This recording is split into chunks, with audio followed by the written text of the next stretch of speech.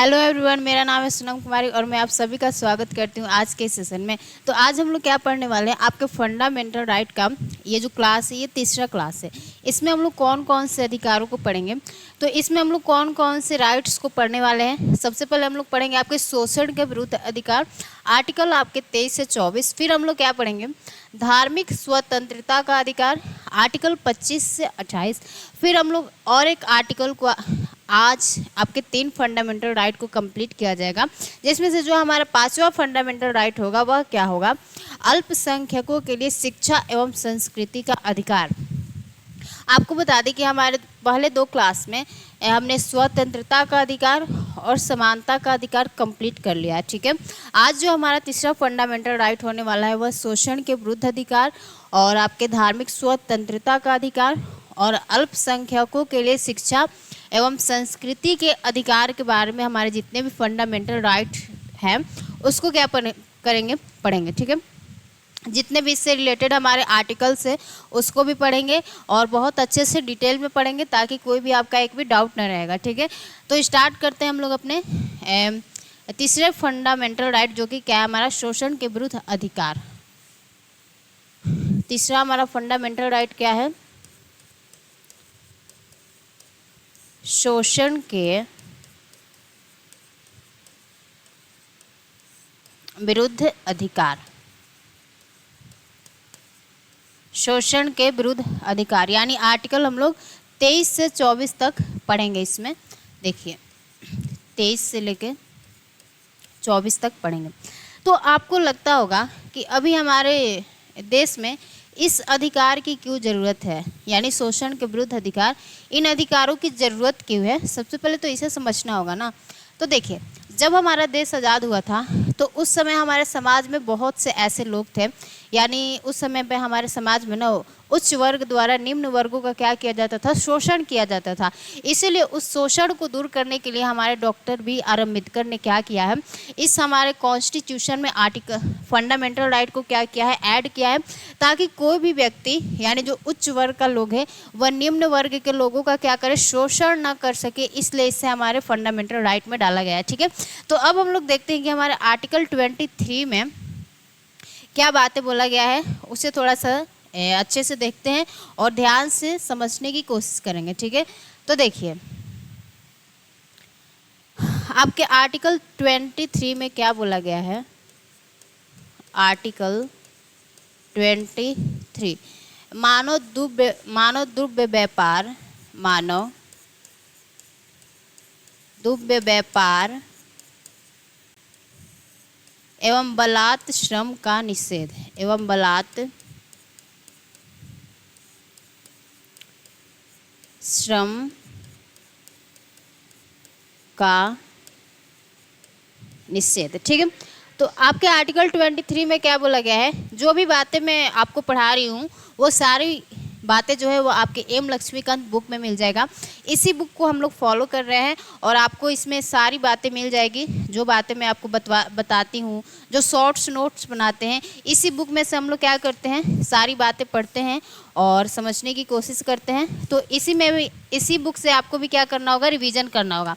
तो देखिए हमारा आर्टिकल 23 क्या बोला गया है, मानव द्रव्य व्यापार एवं बलात् श्रम का निषेध। इसका अर्थ क्या होता है, इसके अर्थों को और इसके शब्दों को हमें समझना होगा, तभी ये हमें बुक भी क्या होगा, समझ में आएगा। ठीक है, तो देखिए अब इसके बारे में क्या बातें बताई गई है उसे थोड़ा सा हम लोग क्या करते हैं, अपने आसान शब्दों में, यानी हमारा जो आसान लैंग्वेज होता है उसके द्वारा लिखते हैं और फिर हम लोग इसे क्या करेंगे, समझने की कोशिश करेंगे। ठीक है, तो देखिए पहले मैं आपको लैंग्वेज लिखवा रही हूँ, फिर आपको समझाऊंगी बहुत अच्छे से।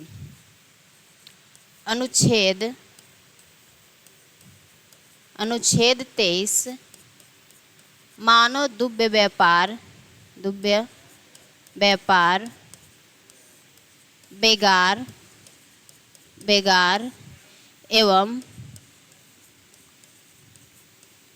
एवं अन्य प्रकार के देखिए आपके आर्टिकल 23 में क्या बोला गया है, मानव द्रव्य व्यापार बेगार एवं अन्य इसी प्रकार के बलात् श्रम पर प्रतिबंध प्रतिबंध प्रतिबंध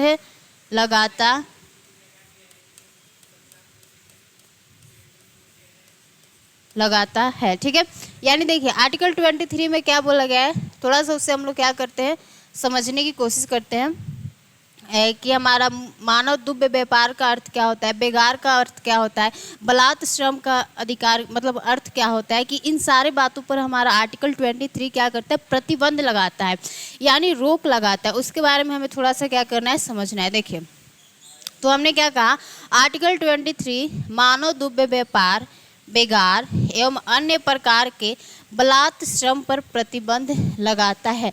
अब हमें देखना है कि मानव दुव्य व्यापार में कौन कौन सी बातें क्या है शामिल है, उसी को हमें क्या करना है थोड़ा सा समझना है, तभी आपको ये क्या होगा ना कि समझ में आएगा कि इसका मतलब क्या होता है। तो देखिए यहाँ पे लिखिए, मानव दुव्य व्यापार शब्द में शामिल है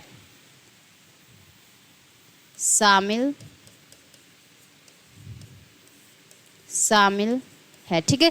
अब इसमें पहला बात क्या है, उसे थोड़ा सा हमें क्या करना है, लिखना है कि आखिर मानव दुव्य व्यापार शब्द में शामिल क्या क्या बातें किया गया है। तो पहला बात इसमें बताया गया है कि पुरुष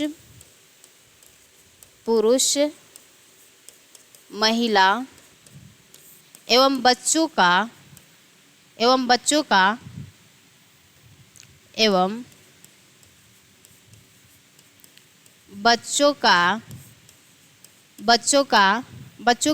वस्तु के समान खरीद बिक्री, वस्तु के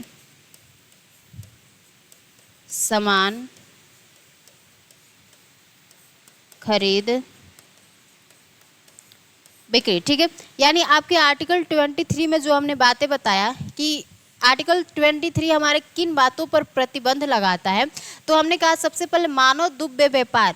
तो अब हमें समझना होगा कि हमारे मानव दुव्य व्यापार में कौन कौन से शब्द शामिल है। तो पहला बात हमने कहा कि पुरुष महिला एवं बच्चों का वस्तु के समान खरीद बिक्री। इसका मतलब क्या हो गया कि हम लोग अभी देखते हैं, अभी तो नहीं ज़्यादा चलता है लेकिन पहले बहुत ज़्यादा चलता था, कि हम लोग क्या करते थे कि महिला बच्चा और जो पुरुष होते हैं उनका हम लोग क्या करते थे, खरीद बिक्री करते थे, यानी पैसे से खरीदते थे और बेचते थे। ये सारी पहले बातें हुआ करती थी, लेकिन उन्हीं सारी बातों पे हमारा आर्टिकल 23 क्या करता है, प्रतिबंध लगाता है। ठीक है, तो मानव दुव्य व्यापार में पहला बात क्या आ गया, पुरुष महिला एवं बच्चों का वस्तु के समान खरीद बिक्री। और हमारा दूसरा बात क्या आता है, पुरुष महिला एवं बच्चों का अनैतिक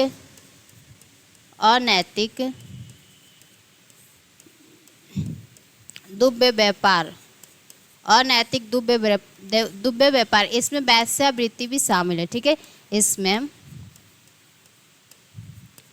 वेश्यावृत्ति भी शामिल है।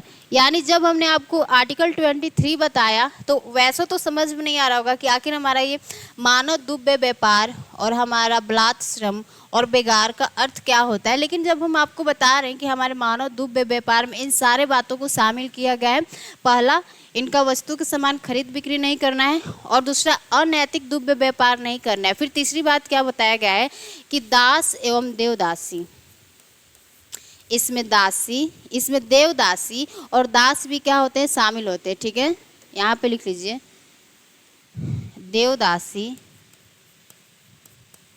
देवदासी एवं दास। तो ये सारी बातें हमारे किसके अंतर्गत आ जाएगी, तो आपके मानव दुव्य व्यापार के अंतर्गत आ जाएगी। तो पहला बात हमने समझ लिया मानव दुव्य व्यापार क्या होता है। अब हमें समझना है कि हमारा बेगार का अर्थ क्या होता है। तो बेगार का अर्थ होता है बिना पारिश्रमिक का कार्य कराना, मतलब हम किसी से काम करा रहे हैं लेकिन उसे पैसा नहीं दे रहे, बिना पैसा देकर उससे क्या करवा रहे, काम कराते जा रहे, तो उसी को हम लोग क्या बोलते हैं, बेगार बोलते हैं। तो यहाँ पे लिख लीजिए, बिना पारिश्रमिक का काम कराना। बेगार शब्द का अभिप्राय है, बेगार शब्द का अभिप्राय है बिना पारिश्रमिक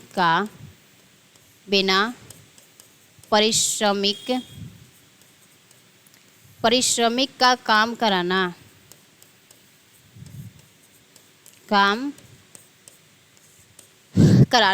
ठीक है, तो हमने दुव्य व्यापार को समझ लिया, बेगार को समझ लिया। जो बातें हमारे आर्टिकल 23 में बताया गया है उससे हमने क्या कर लिया, समझ लिया। फिर से मैं आपका रिवीजन करा रही हूँ कि देखिए आपके आर्टिकल 23 में क्या बोला गया है।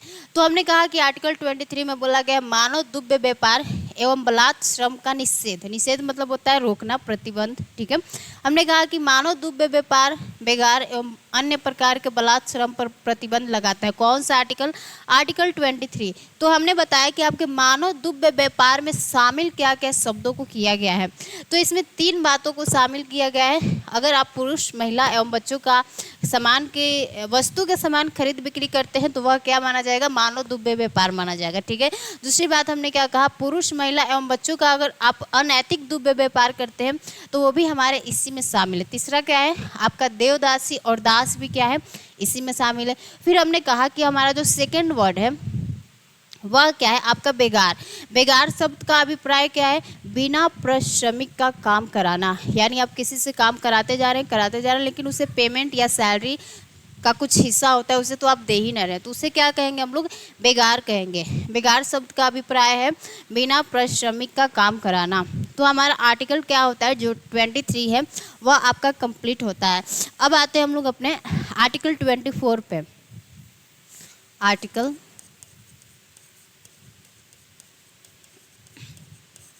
24, ठीक है। तो देखिए आपका आर्टिकल 24 क्या कहता है, इसके बारे में थोड़ा सा अच्छे से समझिएगा। इसके बारे में बोला गया है कि 6 से 14 वर्ष के बच्चों से क्या कराना है, हमें खतरनाक फैक्ट्री में क्या कराना है, काम नहीं कराना है।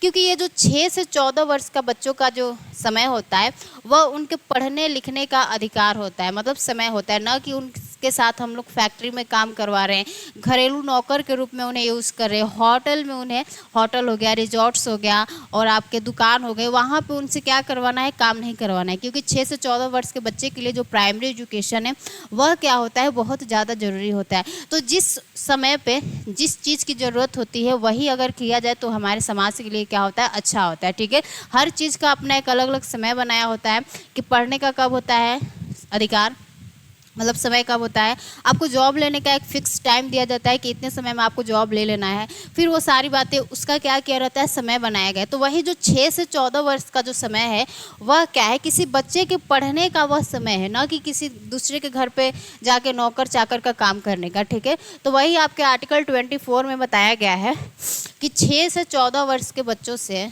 6 से 14 वर्ष के बच्चों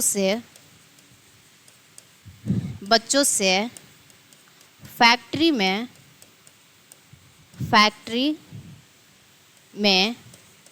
खतरनाक काम नहीं करवाना है, काम नहीं करवाना है। ठीक है, आर्टिकल 24 में क्या बोला गया है, 6 से 14 वर्ष के बच्चों से हम लोग क्या कर सकते हैं, आपके किसी भी फैक्ट्री में खतरनाक काम नहीं करवा सकते जिससे कि उसके जान को क्या हो सके, हानि हो सके। ठीक है, तो यहाँ पे एग्जाम्पल में आप लिख सकते हैं, आप होटल लिख सकते हैं, होटल। आपका रिजॉर्ट्स हो गया, इस समय पे रिजॉर्ट्स बहुत ज़्यादा चल रहा है, हमारा होटल हो गया, रिजॉर्ट्स हो गया, और क्या हो गया, हमारा ग्रोसरी हो गया, यानी दुकानों पे ग्रोसरी हो गया। और हमारा कहाँ हो सकता है, तो घरेलू नौकर के रूप में, यानी यहाँ पे लिख सकते हैं हाउस सर्वेंट, हाउस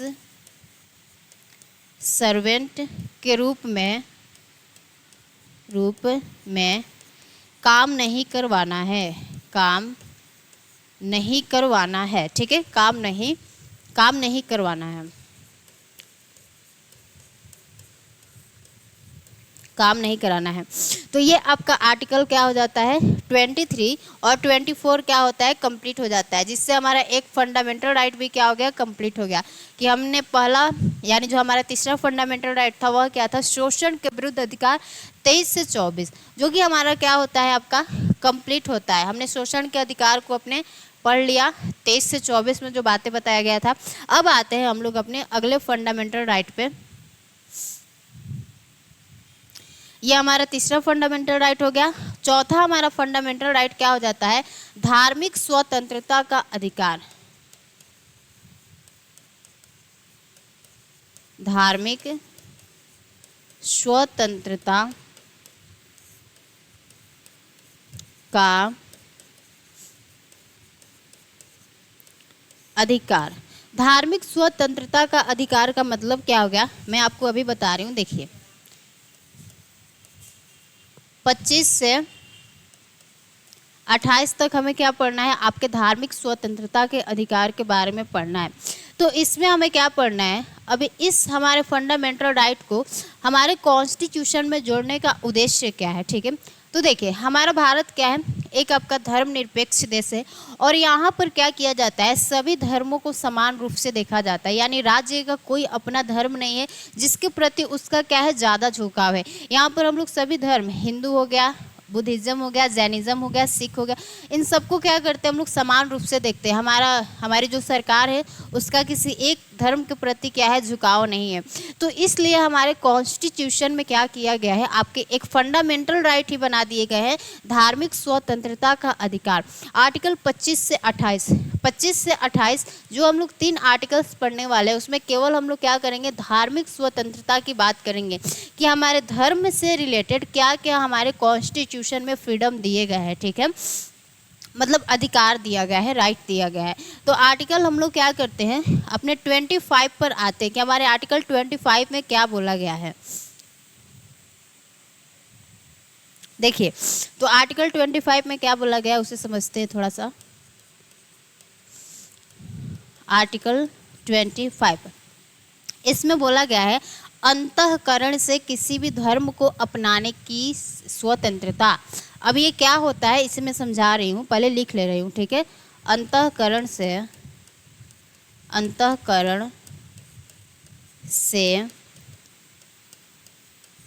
किसी भी धर्म को अपनाने की स्वतंत्रता। यानी देखिए अब थोड़ा सा इससे हम लोग क्या कर लेते हैं लैंग्वेज में पूरा लिख लेते हैं ताकि आपसे क्या हो जाए याद करने में क्या हो जाए आसानी हो जाए। तो इसमें आर्टिकल 25 में क्या बोला गया है उससे थोड़ा सा क्या कर लेते हैं लिख लेते हैं। देखिए आर्टिकल 25 में बोला गया है कि भारत के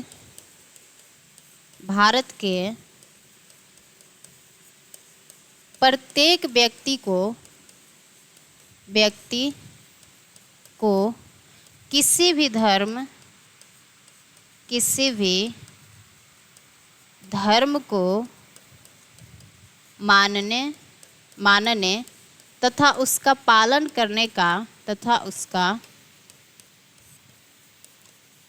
करने का अधिकार है। पालन करने का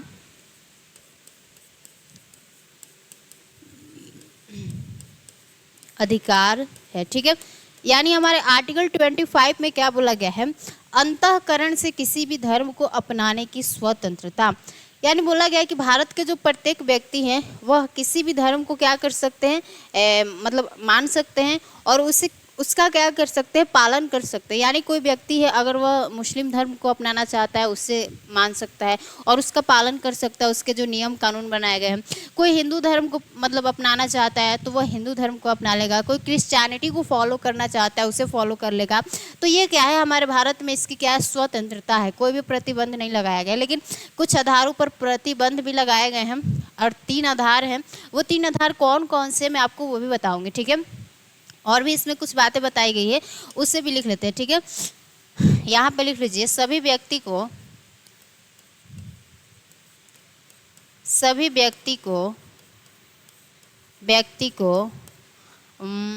सभी व्यक्ति को अपने पसंद की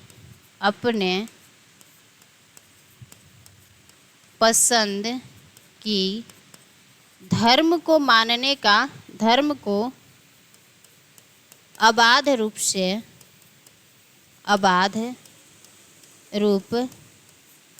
मानने तथा उसका आचरण करने तथा, यहाँ पे पहले हम लोग डैश कर करके लिख लेते हैं, ठीक है। देखो हमने क्या कहा कि सभी व्यक्ति को अपने पसंद की धर्म को अबाध रूप से मानने, आचरण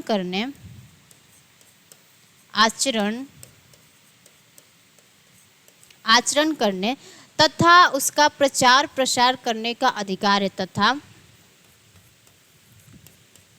तथा उसका प्रचार प्रसार करने का अधिकार है, ठीक है, अधिकार है।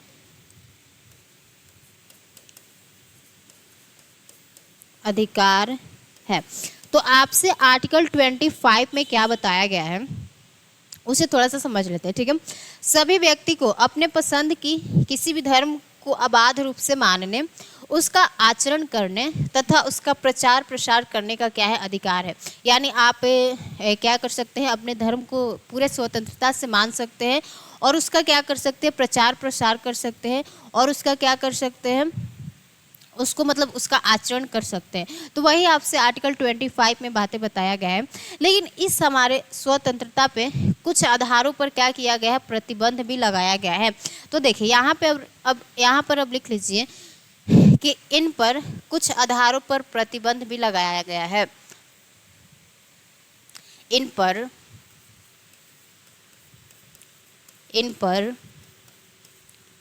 कुछ आधारों पर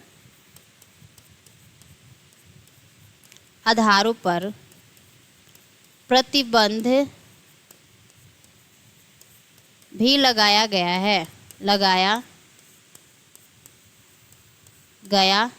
है, ठीक है। अब वो प्रतिबंध कौन कौन से हैं, उन प्रतिबंधों को हम लोग क्या कर लेते हैं, देख लेते हैं, ठीक है। तो देखिए जैसे प्रतिबंध में क्या हो गया, आपका लोक व्यवस्था हो गया, नैतिकता हो गया, स्वास्थ्य हो गया। अब धर्म के नाम पे ना किसी भी व्यक्ति को कुछ ऐसा चीज़ नहीं खिला सकते जिससे क्या हो सकता है कि उसका स्वास्थ्य बिगड़ सकता है। तो इस आधार पर क्या किया जा सकता है, प्रतिबंध लगाया जा सकता है। दूसरा क्या है, नैतिकता। अगर किसी व्यक्ति की नैतिकता जा रही है, मतलब आप क्या बोल रहे हैं ना कि तुम अपने धर्म को क्या करो, छोड़ दो और मेरे धर्म को अपना लो, उसका प्रचार प्रसार करके, तुम्हारा धर्म अच्छा नहीं है, मेरा धर्म बहुत अच्छा है, तो उसकी जो नैतिकता है वह क्या करना है, उसकी नैतिकता पे कोई आँच नहीं आनी चाहिए। ऐसे आपको क्या करना है, अपने धर्म का प्रचार प्रसार करना है। अगर किसी व्यक्ति की मर्जी है कि आपका धर्म अच्छा लग रहा है तो वह अपना सकता है, लेकिन उस पर जोर जबरदस्ती नहीं करना है कि चलो चलो तुम मेरे धर्म में आ जाओ, क्योंकि मेरा धर्म बहुत अच्छा है, यहाँ पर लोग बहुत शांति से रहते हैं, हम लोग बहुत अच्छे से रहते हैं, तुम्हारा धर्म अच्छा नहीं है। तो उसकी नैतिकता को भी क्या करना है, ध्यान में रखना है। तो उसी 3 बातों पर क्या किया गया है, प्रतिबंध लगाया गया है। तो हमने क्या कहा है, इन पर कुछ आधारों पर प्रतिबंध भी लगाया गया है। जैसे यहाँ पे लिख लीजिए, लोक व्यवस्था,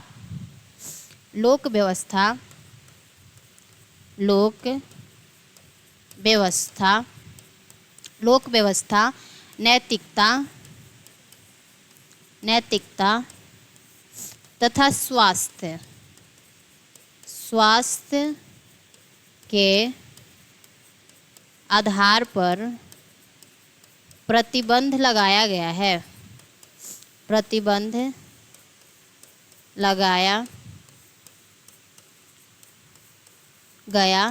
ठीक है। तो ये बात आपको समझ में आ गया कि हमारे आर्टिकल 25 में बोला तो गया है कि आपको किसी भी धर्म को अपनाने की स्वतंत्रता है, उसका प्रचार प्रसार करने का अधिकार है, उसका अबाध रूप से आचरण करने का अधिकार है। लेकिन 3 आधारों पर क्या किया गया है, उस पर प्रतिबंध लगाया गया है। पहला आपका लोक स्वास्थ्य हो गया, लोक व्यवस्था हो गया, दूसरा आपका नैतिकता हो गया तथा तीसरा आपका स्वास्थ्य हो गया। यानी धर्म के आधार पर आप किसी व्यक्ति को कुछ ऐसा नहीं खिला सकते हैं जिससे उसकी जो हेल्थ है वह क्या हो सके, बिगड़ सके, ठीक है। तो इन सारी बातों के आधार पर क्या किया गया है, आपके इन अधिकारों पर कुछ प्रतिबंध भी लगाया गया है। अब आते हैं हम लोग अपने आर्टिकल 26 पर। आपके आर्टिकल 26 में क्या बोला गया है उसे थोड़ा सा समझते हैं। आर्टिकल 26 में क्या बोला गया है, देखिए आपसे इसमें बोला गया है कि हमारे धर्म की अभिवृद्धि के लिए आप किसी भी व्यक्ति से क्या कर सकते हैं, टैक्स नहीं ले सकते। यानी आपको धर्म का अगर प्रचार प्रसार करना है, अपने धर्म को आगे बढ़ाना है, तो उसके नाम पर आप किसी भी व्यक्ति से क्या कर सकते हैं, टैक्स नहीं ले सकते। हालांकि निःशुल्क ले सकते हैं, वह आप ले सकते हैं, लेकिन टैक्स नहीं। निःशुल्क का मतलब क्या हो गया कि किसी मंदिर में हम लोग जाते हैं तो कहीं पर क्या होता है ना कि जूता चप्पल बाहर खोल दिया जाता है और उसके मान लीजिए कुछ पैसे लगते हैं, तो पैसे उसको तो देना है ना, क्योंकि वह क्या है, आपका एक निःशुल्क हो गया, वह आपका एक सेवा हो गया, तो उसके लिए आपको पैसा देना है। लेकिन आपके धर्म को आगे बढ़ाने के लिए, धर्म की अभिवृद्धि के लिए आप किसी भी व्यक्ति से क्या कर सकते हैं, टैक्स नहीं ले सकते। तो वही आपके आर्टिकल 26 में बोला गया है। तो यहाँ पे लिख लीजिए अनुच्छेद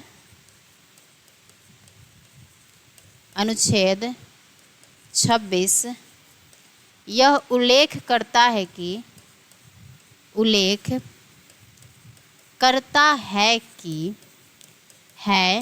ठीक है, यानी हमारा अनुच्छेद 26 यह उल्लेख करता है कि किसी भी व्यक्ति से, ये हमारा आर्टिकल 27 में बोला गया है। ठीक है, आर्टिकल 26 आपका दूसरा बात बोलता है, सॉरी देखिए आर्टिकल 26 में क्या बोला गया है, धार्मिक कार्यों के प्रबंध की स्वतंत्रता। देखिए आपके आर्टिकल 26 में बोला गया है धार्मिक, ये जो मैंने बात अभी बताया है वो आपके अगले आर्टिकल में हम लोग पढ़ेंगे, आर्टिकल 27 में। ठीक है, धार्मिक कार्यों के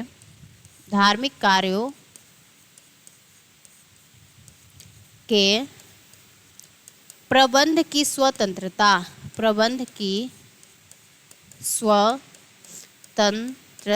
ठीक है, यानी आर्टिकल 26 में क्या बताया गया है कि आपके धार्मिक कार्यों के प्रबंध की क्या है, स्वतंत्रता है। अगर कोई क्या है, जैसे आप लोग वेस्ट बंगाल में देखते होंगे कि वहाँ पे जो हमारा दुर्गा पूजा है वो बहुत ज़्यादा फेमस है, तो वहाँ पे लोग ना क्या कर सकते हैं, अपने दुर्गा पूजा के लिए क्या कर सकते हैं, बहुत सारे पंडाल वगैरह बना सकते हैं, यानी धार्मिक कार्यों के लिए क्या कर सकते हैं, प्रबंध कर सकते हैं। उसके लिए वह क्या है, स्वतंत्र है, और उसका वह क्या है, अधिकार भी है।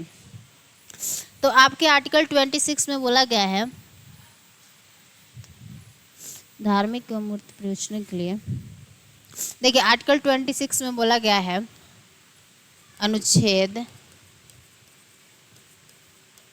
26 में यह उपबंध किया गया है कि आपका कोई भी व्यक्ति क्या कर सकता है, धार्मिक, देखिए जो आपके बुक में लिखा गया है उसी को हम लोग क्या करें, फॉलो करें। आपके आर्टिकल 26 में बोला गया है धार्मिक कार्यों के प्रबंध की स्वतंत्रता, यानी धार्मिक एवं मूर्त प्रयोजनों के लिए संस्थाओं की स्थापना करने का अधिकार है और उसके लिए पोषण का क्या है, अधिकार है। तो देखिए आर्टिकल अनुच्छेद 26 में यह उपबंध किया गया है कि धार्मिक एवं, इसको रख देते हैं हम, धार्मिक एवं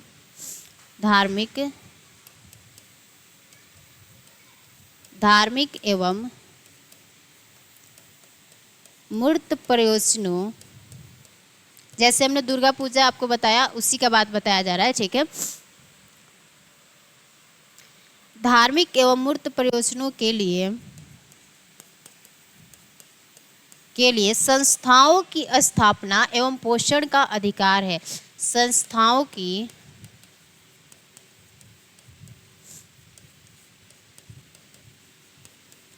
स्थापना एवं पोषण का अधिकार है। ठीक है, देखिए आपके आर्टिकल 26 में क्या बोला गया है, थोड़ा सा फिर से समझ लेते हैं। बोला गया है कि धार्मिक कार्यों के प्रबंध की स्वतंत्रता, मतलब अगर कोई व्यक्ति अपना हर कीर्तन करना चाहता है या नवरात्रि में वह कन्याओं को खिलाना चाहता है तो वह सभी के लिए क्या है, वह स्वतंत्र है। और हमने आपको अभी बताया कि हमारे वेस्ट बंगाल में क्या होता है, जो दुर्गा पूजा होता है वो बहुत ज़्यादा मतलब बड़ा फेस्टिवल होता है, वहाँ पे बहुत ज़्यादा धूमधाम से मनाया जाता है। तो वो सारे व्यक्ति क्या है, अपने मूर्त परियोजनों एवं संस्थाओं और उसका पोषण का क्या है, उनके पास अधिकार है कि वह कैसी भी संस्थाओं की स्थापना कर सकते हैं और अपनी मूर्ति का क्या कर सकते हैं, पूजा कर सकते हैं। तो वह बातें आपकी सारी कहाँ बताई गई है, आर्टिकल 26 में बताया गया है। अब आते हैं हम लोग अपने आर्टिकल 27 पे। जो बातें हमने आपको पहले बताया था वही बात आपको फिर बताऊंगी, ठीक है। आर्टिकल 27, तो आर्टिकल 27 में क्या बताया गया है, हमने बताया था कि किसी भी व्यक्ति से क्या किया जाएगा, धर्म की अभिवृद्धि के लिए टैक्स नहीं लिया जाएगा। यानी किसी व्यक्ति से आप यह बात नहीं बोल के यह टैक्स ले सकते हैं कि हमें अपने धर्म को आगे बढ़ाना है, इसका प्रचार प्रसार करना है, आप इसके लिए क्या कीजिए, टैक्स दीजिए। आप उस व्यक्ति से टैक्स नहीं ले सकते, ठीक है। तो धर्म की अभिवृद्धि के लिए यहाँ पर लिख लीजिए,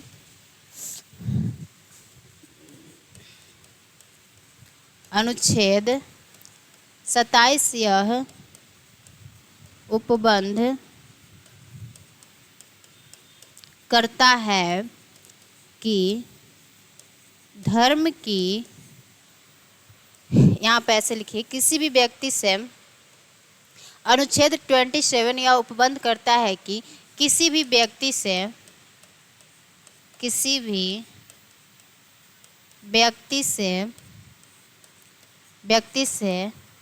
धर्म की अभिवृद्धि के आधार पर, धर्म की अभिवृद्धि के आधार पर कर यानी टैक्स नहीं लिया जाएगा, टैक्स नहीं लिया जाएगा, ठीक है। यानी आपके आर्टिकल 27 में यही बात बताया गया है कि किसी व्यक्ति से क्या कर सकते हैं, आप अपने धर्म की अभिवृद्धि के आधार पर उससे टैक्स नहीं ले सकते हैं। और आपके आगे बुक में और यह भी बात बताया गया है कि यह व्यवस्था केवल कर के उगाही के लिए है, न कि निःशुल्क के लिए। निःशुल्क का मतलब क्या हो गया, हमने आपको अभी बताया कि जैसे आप कहीं स्थानों पर जाते हैं तो उसके लिए क्या होता है कि आप अपने जूते चप्पल खोलते हैं तो उसके कुछ पैसे लगते हैं रखने के लिए, तो उसके लिए आप पैसा दे सकते हैं। अब ये नहीं बोलेंगे कि हमें तो क्या बोला गया है, टैक्स नहीं देना, हम टैक्स देंगे ही नहीं। वो टैक्स नहीं है भाई, वो आपको सेवा दे रहा है, तो सेवा के नाम पर कुछ तो आप उसको पैसा देंगे ही देंगे। तो वही आप बोला गया है, इसमें लिख लीजिए कि यह व्यवस्था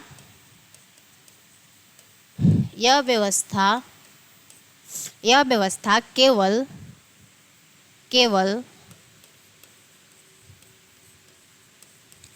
कर की उगाही पर प्रतिबंध लगाता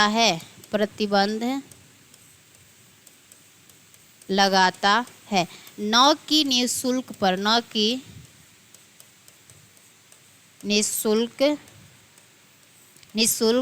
पर, ठीक है। ये बात आपका आर्टिकल 27 बोलता है। जैसे मंदिर में आप लोग बहुत ज़्यादा जाते होंगे पूजा करने, तो वहाँ पे प्रसाद भी क्या होते हैं, बिके जाते हैं, मतलब पैसे से।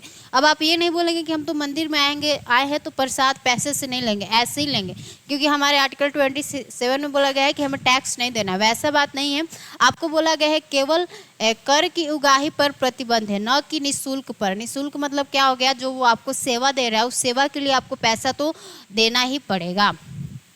तो आर्टिकल आपका 27 में ये हो गया। अब आते हैं हम लोग अपने आर्टिकल 28, जो कि हमारा इस फंडामेंटल राइट का आखिरी आर्टिकल है। Article 28, article 28। तो देखिए आपके आर्टिकल 28 में क्या बोला गया है, इसमें बोला गया है कि सरकारी धन से चल रही संस्थाओं में धार्मिक शिक्षा नहीं दिया जाएगा। इसका मतलब क्या हो गया कि मान लीजिए कोई ऐसा स्कूल है, कॉलेज है, इंस्टीट्यूट है जो कि गवर्नमेंट के पैसे से चल रही है, तो वहाँ पे आप किसी विशेष धर्म की शिक्षा नहीं दे सकते। जैसे आप कोई मुस्लिम है तो बोलेगा कि नहीं हम तो यहाँ पे केवल क्या करेंगे, मुस्लिम वाली शिक्षा देंगे, ऐसा नहीं होगा, ठीक है। तो वही आपके आर्टिकल 28 में बोला गया है कि सरकारी धन से चल रही संस्थाओं में धार्मिक शिक्षा नहीं दिया जाएगा। उस बात को आप लिख लीजिए, सरकारी धन से सरकारी धन से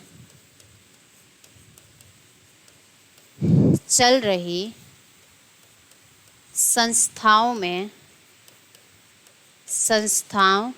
में धार्मिक शिक्षा नहीं दिया जाएगा। धार्मिक शिक्षा नहीं दिया जाएगा, नहीं दिया जाएगा। ठीक है, यानी आपके आर्टिकल 28 में क्या बोला गया है कि सरकारी धन से जो भी हमारी संस्थाएं चल रही है उसमें आप लोग क्या कर सकते हैं, धार्मिक शिक्षा नहीं दे सकते। अगर आपको धार्मिक शिक्षा देना है तो उसके लिए मदरसा बनाया गया है। मदरसा में क्या होता है, बहुत सारी मुस्लिम धर्म के बारे में वहाँ पे शिक्षा दी जाती है। ठीक है, तो आर्टिकल 28 में ये बातें बताई गई है। तो ये हमारा क्या होता है, आपके जो धार्मिक स्वतंत्रता के अधिकार थे वो क्या होते हैं हमारे कंप्लीट, यानी 25 से 28। 25 में क्या बोला गया उसका एक बार रिवीजन कर लेते हैं। अंतःकरण से किसी भी धर्म को अपनाने की स्वतंत्रता, यानी भारत के प्रत्येक व्यक्ति किसी भी धर्म को अपनाने के लिए क्या है, स्वतंत्र है तथा उसका पालन करने के लिए। और इसमें क्या बताया गया है कि सभी व्यक्ति को अपने धर्म को अबाध रूप से मानने, उसका आचरण करने तथा प्रचार प्रसार करने का अधिकार है। लेकिन इस पर 3 आधारों पर प्रतिबंध लगाया जा सकता है। पहला लोक व्यवस्था हो गया, दूसरा हमारा स्वास्थ्य हो गया, तीसरा आपकी नैतिकता हो गया। यानी धर्म के नाम पर आप किसी व्यक्ति को कुछ भी नहीं खिला सकते जिससे उसके स्वास्थ्य को क्या हो सके, हानि हो सके। तो इन सब आधारों पर क्या किया जा सकता है, आपका प्रतिबंध लगाया जा सकता है। फिर हमने आपको बताया है हमारे आर्टिकल 26 में क्या बताया गया है,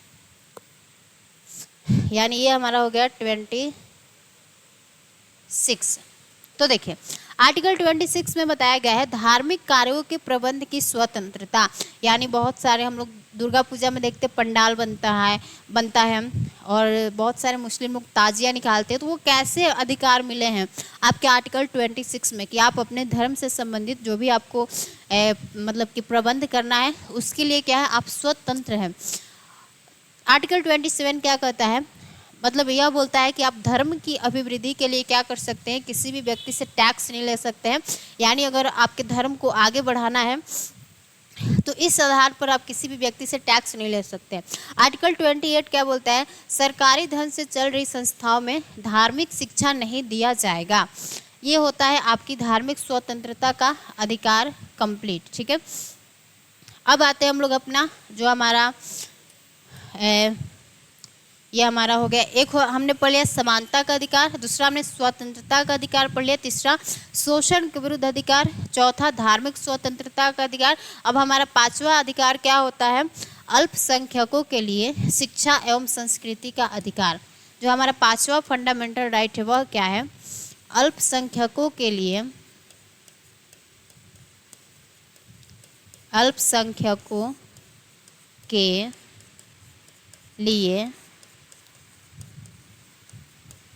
शिक्षा एवं संस्कृति का अधिकार। संस्कृति का अधिकार, इसको किस आर्टिकल्स में हम लोग पढ़ने वाले हैं, तो इसको हम लोग पढ़ने वाले हैं 29 से लेके आपके 29 से 30 तक। यानी हम लोग क्या पढ़ने वाले हैं, अल्पसंख्यकों के लिए शिक्षा एवं संस्कृति का अधिकार। अब थोड़ा सा इस आपको वर्ड को समझना होगा, यानी जो हमारा ये अल्पसंख्यक वर्ड है, यानी जो हमारा माइनॉरिटी है, इसका मतलब क्या होता है। तो देखिए अब जो हमारे माइनॉरिटी हमारे देश में है वह 3 आधार पर हो सकते हैं। एक आपके लैंग्वेज के बेसिस पर, एक आपके रिलीजन के बेसिस पे, और दूसरा नंबर में, यानी संख्या में कोई जाति क्या हो सकता है, कम हो सकता है। तो देखिए यहाँ पे लिख देते हैं,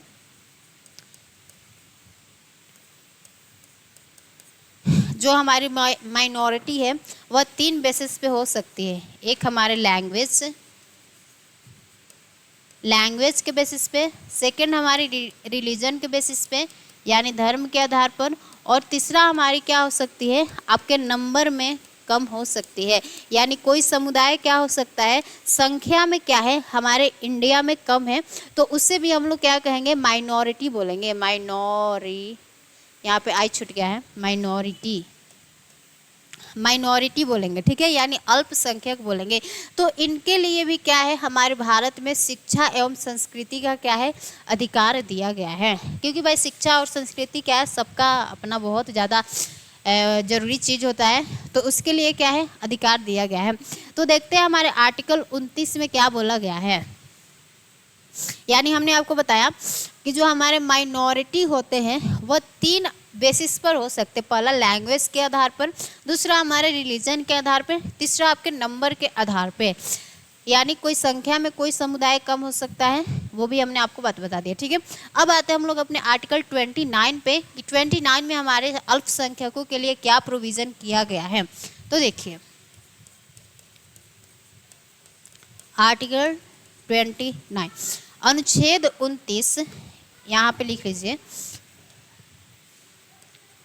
अनुच्छेद 29 में यह उपबंध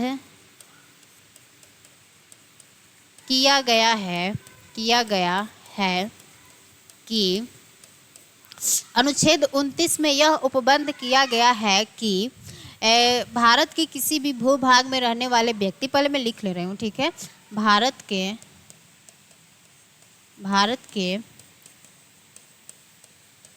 किसी भी भूभाग में रहने वाले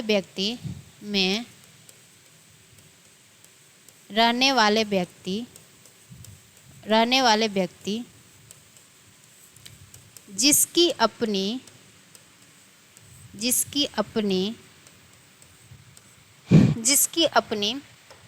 क्या क्या है भाई, तो जिसकी अपनी बोली भाषा, लिपि एवं संस्कृति को, आपको संस्कृति को क्या करना है, संरक्षित करने का अधिकार दिया गया है। संस्कृति को संरक्षित करने का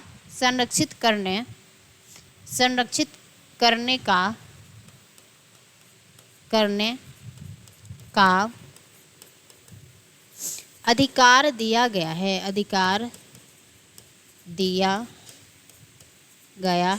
है। देखिए आपसे आर्टिकल 29 में क्या बोला गया है कि हमारे भारत के किसी भी भूभाग में रहने वाले व्यक्ति को अपनी भाषा, लिपि, संस्कृति को संरक्षित करने का क्या है, अधिकार है। इसके अतिरिक्त क्या बताया गया है उससे भी लिख लेते हैं। इसके अतिरिक्त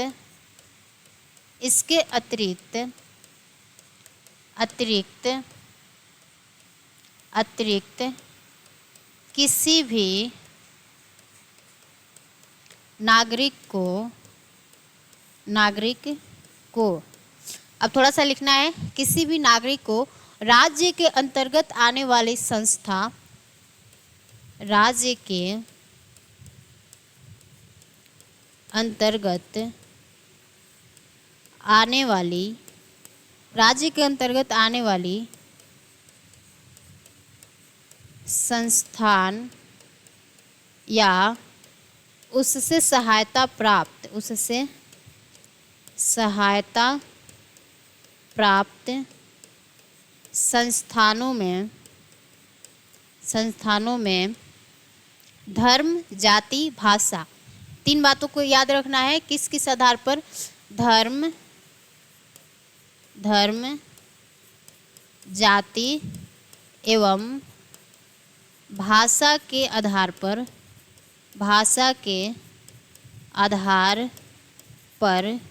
प्रवेश से रोका नहीं जाएगा। अब मैं क्या हमने लिख दिया उससे मैं समझा रही हूँ, ठीक है। रोका नहीं जाएगा,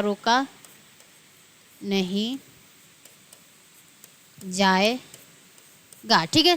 देखिए तो आपके आर्टिकल 29 में क्या बातें बताई गई है, यानी अनुच्छेद 29 यह उपबंध यानी अनुच्छेद 29 में यह उपबंध किया गया है कि भारत के किसी भी भूभाग में रहने वाले व्यक्ति जिसकी अपनी भाषा है अलग है, लिपि अलग है, संस्कृति अलग है, उन सबको क्या है संरक्षित करने का अधिकार है। इसके अतिरिक्त किसी भी नागरिक को राज्य के अंतर्गत आने वाले संस्थान या उससे सहायता प्राप्त संस्थानों में क्या किया जाएगा, किसी भी नागरिक के साथ उसके धर्म या उसके जाति या भाषा के आधार पर क्या किया जाएगा, उसके प्रवेश से रोका नहीं जाएगा। यानी कोई राज्य का ऐसा संस्थान है और वहाँ पे किसी दूसरे छोटे जाति के लोग आते हैं या दूसरे धर्म के लोग आते हैं, तो उससे इन आधार पर प्रवेश से रोका नहीं जाएगा कि आप तो इस जाति के हैं, आप इस धर्म के हैं। ठीक है, तो वही बात आपके आर्टिकल 29 में बताया गया है। तो ये क्या हो गया, हमारे एक अल्पसंख्यकों के लिए क्या हो गया, उनके सभी चीज़ों को संरक्षित करने का अधिकार दे दिया गया। अब आते हैं हम लोग आर्टिकल अपने 30 पर। आर्टिकल 30 में क्या बोला गया है,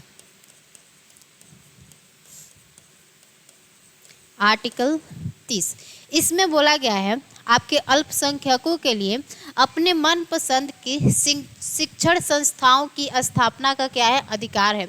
यानी कोई माइनॉरिटी है और वह चाहता है कि हम अपने मनपसंद का क्या करें, एक इंस्टीट्यूट खोलें और उसमें हमारे समुदाय के लोगों की क्या किया जाए, उनको शिक्षा दिया जाए, तो उसके लिए वह क्या है, स्वतंत्र है। लेकिन यह जो आर्टिकल है केवल हमारे भारतीयों को ही क्या है उपलब्ध है, विदेशियों को उपलब्ध नहीं है। अब जो हमारी अगली क्लास होगी उसमें हम बताएंगे कि कौन से हमारे मौलिक अधिकार केवल हमारे नागरिकों के लिए उपलब्ध है और कौन से हमारे मौलिक अधिकार हमारे विदेशी और नागरिक दोनों को उपलब्ध है। तो ये जो आपका आर्टिकल 30 है यह केवल क्या है, भारतीयों के लिए ही उपलब्ध है। यानी केवल भारतीय क्या कर सकते हैं, अपने मनपसंद की भारत में कोई संस्था खोल सकते हैं अगर वह माइनॉरिटी में है। अब कोई विदेश से व्यक्ति आके और बोलेगा कि हम भारत में क्या है, माइनॉरिटी में हैं और हम अपने क्रिश्चियनिटी का क्या करेंगे, एक इंस्टीट्यूट खोलेंगे और उसमें क्रिश्चियनिटी धर्म की हम क्या करेंगे, शिक्षा देंगे, तो ऐसा नहीं होगा। ठीक है, यह क्या है, केवल भारतीयों को अधिकार दिया गया है आर्टिकल 30। तो इसमें बोला गया है कि अल्पसंख्यकों को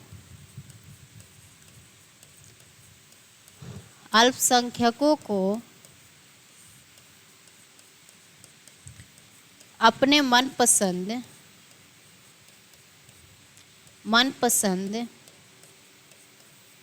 की शिक्षण संस्थाओं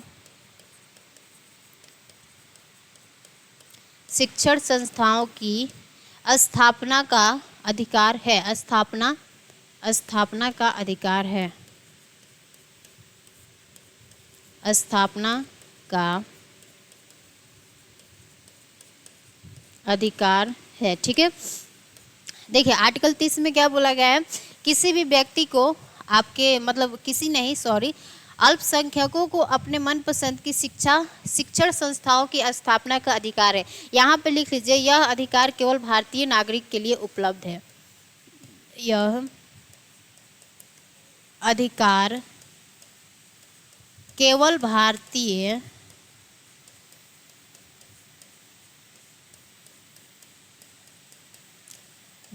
नागरिक के लिए उपलब्ध है, न कि विदेशियों को। ठीक है, यहाँ पे लिख लीजिए, न कि विदेशी व्यक्तियों के लिए, न कि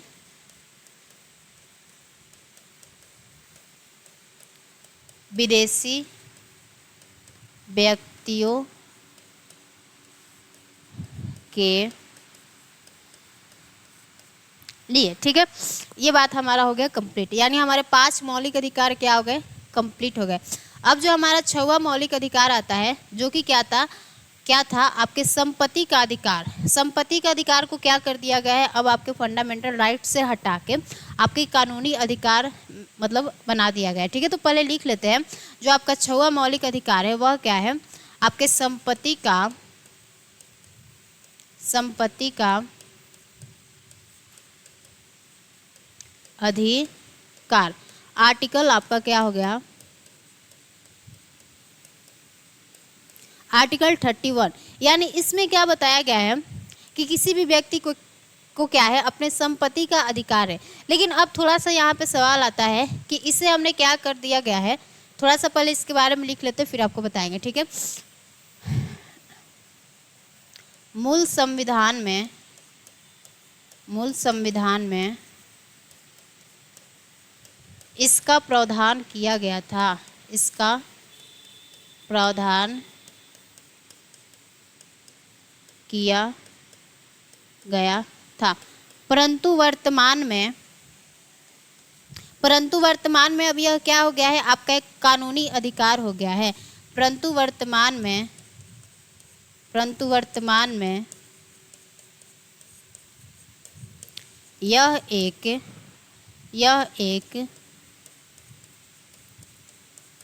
कानूनी अधिकार हो गया है, ठीक है। थोड़ा सा यहाँ पे ऐसे लिख लीजिए कि मूल संविधान में यह मूल अधिकार था, लेकिन वर्तमान में क्या हो गया है, मूल संविधान में यह, इसको थोड़ा सा इरेज कर लीजिए, मूल संविधान में यह एक आपका क्या था, मौलिक अधिकार था, मौलिक अधिकार था, परंतु वर्तमान में यह क्या हो गया है, एक आपका कानूनी अधिकार हो गया। अब थोड़ा सा संशोधन को भी देख लेते हैं कि किस हमारे कॉन्स्टिट्यूशनल अमेंडमेंट एक्ट के तहत हमने फंडामेंटल राइट को लीगल राइट कर दिया, ठीक है। तो आप लिख लीजिए 44वें संविधान संशोधन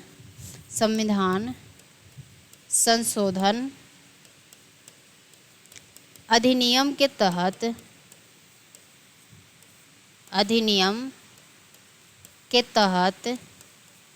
संपत्ति के अधिकार को कानूनी अधिकार बना दिया गया, ठीक है। यहाँ पे लिख लीजिए संपत्ति के अधिकार को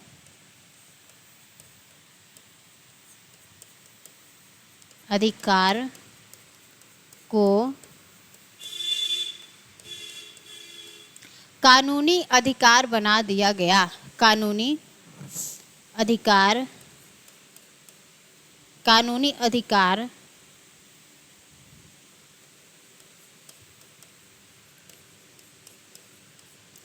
बना दिया गया।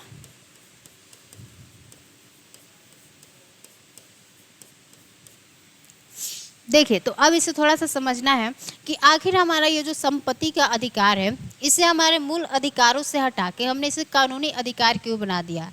देखिए, होता क्या है कि मान लीजिए किसी व्यक्ति का क्या है, एक ज़मीन है और वहाँ से उसके ज़मीन से हमें कोई रेलवे को पास करना है, रेलवे या हाईवे हो गया पास करना है, लेकिन वह व्यक्ति कहेगा कि इस हम ज़मीन को क्या कर रहे हैं, इस हाईवे में जाने नहीं देंगे। क्यों? क्योंकि यह हमारा पैतृक ज़मीन है और इससे हमारे क्या है, इमोशन जुड़ा है, तो हम इससे क्या करेंगे, नहीं देंगे सरकार को। तो सरकार को यहाँ पर लगा कि यहाँ पे ना इसके मौलिक अधिकारों से ज़्यादा ज़रूरी क्या है कि जो हमारी समाज की ज़रूरत है उसे पूरा करना क्या है, ज़रूरी है। क्योंकि जब हाईवे बनेगा तो पूरे लोगों का कल्याण होगा। तो यहाँ पे देखा गया कि व्यक्तिगत अधिकार से ज़्यादा क्या ज़रूरी है, सामूहिक अधिकार। तो इसलिए हमने क्या किया कि ये जो आपके संपत्ति का अधिकार है, इसे हमने मौलिक अधिकार के श्रेणी से हटा के क्या कर दिया, कानूनी अधिकार बना दिया गया कि अब कोई भी व्यक्ति क्या कर सकता है, अपने संपत्ति के लिए उस पर अपना हक नहीं जता सकता है। क्यों? क्योंकि उसका वह मौलिक अधिकार अब रहा ही नहीं है।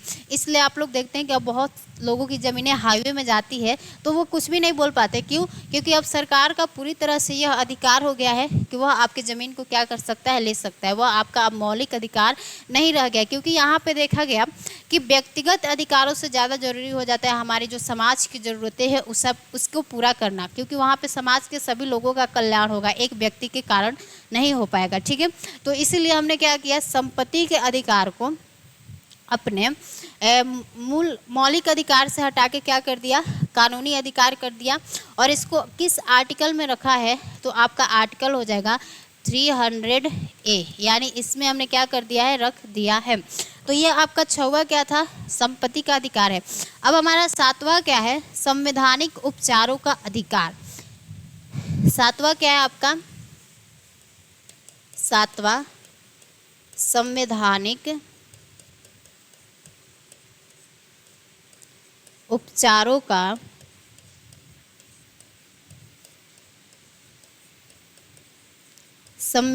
उपचारों का अधिकार। आर्टिकल हमारा कितना आ जाएगा, आर्टिकल आ जाएगा आपका 32, आर्टिकल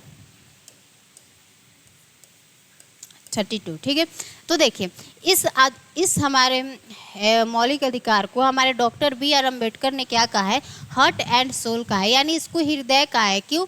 क्योंकि जब भी आपके फंडामेंटल राइट का हनन होता है तो आप कहाँ जा सकते हैं, सुप्रीम कोर्ट जा सकते हैं। और हमारी जो सुप्रीम कोर्ट है वह आर्टिकल 32 के तहत क्या कर सकती है, 5 तरह के रिट जारी कर सकती है। अब वो रिट के क्या क्या प्रावधान है उसको आगे पढ़ेंगे। तो बस यहाँ पे लिख लीजिए कि इस हमारे फंडामेंटल राइट को इससे डॉक्टर बी आर अम्बेडकर साहब ने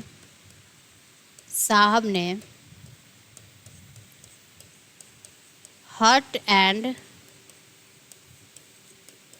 सोल कहा है। क्यों कहा है, थोड़ा सा उसे भी जान लेते हैं। क्योंकि जब भी किसी व्यक्ति के मौलिक अधिकारों का हनन होता है तो वह कहाँ जाएगा, सुप्रीम कोर्ट जाएगा। और सुप्रीम कोर्ट क्या कर सकता है, इस आपके आर्टिकल 32 के तहत क्या कर सकता है, 5 तरह का रिट जारी कर सकता है। तो यहाँ पे लिख लीजिए, जब भी किसी व्यक्ति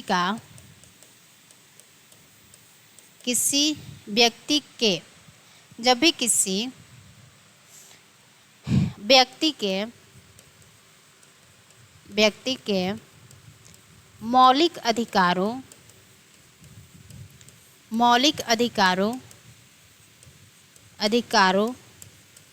का हनन होता, ठीक है, हनन होता है तो वह कहाँ जा सकता है, सुप्रीम कोर्ट जा सकता है। और सुप्रीम कोर्ट क्या कर सकती है, इस आर्टिकल के तहत 5 तरह के रिट जारी कर सकती है। तो हमने क्या कहा कि इसे डॉक्टर बी आर अम्बेडकर साहब ने हार्ट एंड सोल कहा है। जब भी किसी व्यक्ति के मौलिक अधिकारों का हनन होता है तो वह व्यक्ति आपके सुप्रीम कोर्ट जा सकता है, सुप्रीम कोर्ट में जा सकता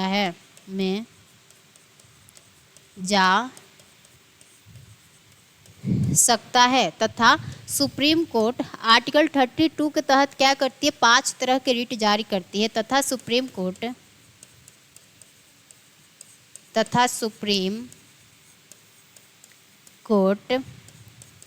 आर्टिकल 32 के तहत 5 तरह के रिट जारी करती है। ठीक है, 5 तरह के रिट जारी करती है। अब वो रीट कौन कौन से, थोड़ा सा उसका नाम लिख लेते हैं। ठीक है, देखिए पहला रीट हमारा क्या हो जाता है, बंदी प्रत्यक्षीकरण। बंदी प्रत्यक्षीकरण। हमारा दूसरा क्या हो जाएगा, दूसरा हो जाएगा आपका परमादेश। और हमारा तीसरा क्या हो जाएगा, तीसरा हो जाएगा प्रतिषेध। इनके बारे में क्या क्या बातें हमारे बुक में बताई गई है वो डिटेल में आगे पढ़ेंगे। ठीक है, प्रतिषेध। चौथा हमारा क्या हो जाएगा, उत्प्रेषण। और हमारा पांचवा क्या हो जाएगा आपका अधिकार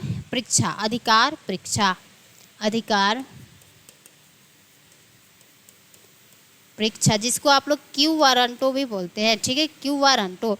तो ये हमारे 5 तरह के क्या हो गए, रिट हो गए, जो कि हमारी क्या करती है, सुप्रीम कोर्ट जारी करती है। कब करती है, जब किसी व्यक्ति के मौलिक अधिकारों का हनन होता है तब हमारी सुप्रीम कोर्ट क्या करती है, 5 तरह के रिट जारी करती है। तो ये हमारे क्या हो गए, आपके 6 यानी जो 7 मौलिक अधिकार पहले थे वो भी कंप्लीट हो गया, और जो हमारे वर्तमान में 6 मौलिक अधिकार थे वो सारे क्या हो गए, कंप्लीट हो गए। अब जो भी बातें बची है, आपके मौलिक अधिकारों की विशेषता बची है, और आर्टिकल आपका 12 और 13 अभी बचा है, उसे भी पढ़ना है। तो इससे हम लोग क्या करेंगे, एक अलग क्लास में पढ़ लेंगे और बहुत अच्छे से डिटेल में पढ़ लेंगे। और तब तक के लिए इतना आप लोग रिवीजन कीजिएगा, जितने भी हम लोग फंडामेंटल राइट को पढ़ लिए हैं और जितने भी हमारे आर्टिकल्स इंपॉर्टेंट है उनको याद करना है, क्योंकि ये जो हमारा फंडामेंटल राइट है बहुत ज़्यादा इंपॉर्टेंट टॉपिक है। और आगे हम लोग क्या पढ़ने वाले हैं, डीपीएसपी पढ़ने वाले हैं। डीपीएसपी भी क्या है, इससे भी ज़्यादा इंपॉर्टेंट है। तो सभी आर्टिकल्स को अच्छे से ध्यान में रखना है और रिवीजन करते हुए चलना है। ये नहीं कि आगे आगे पढ़ते जा रहे पीछे पीछे छोड़ते जा रहे, नहीं, सबका रिवीजन साथ में करना है, ठीक है। तो आज के लिए बस इतना ही रखते, तब तक के लिए सभी को जय हिंद, नमस्ते।